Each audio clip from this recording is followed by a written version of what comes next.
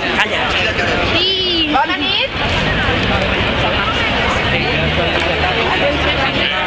Bona nit.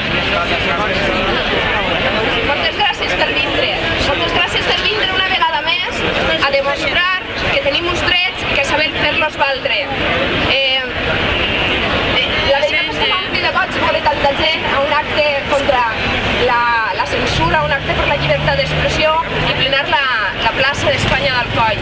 Fa un crit de goig perquè ens fa veure que encara lluitem, sabem quins són els nostres drets i lluitem per defendre-los i al mateix temps també són com sentiments encontrats, no?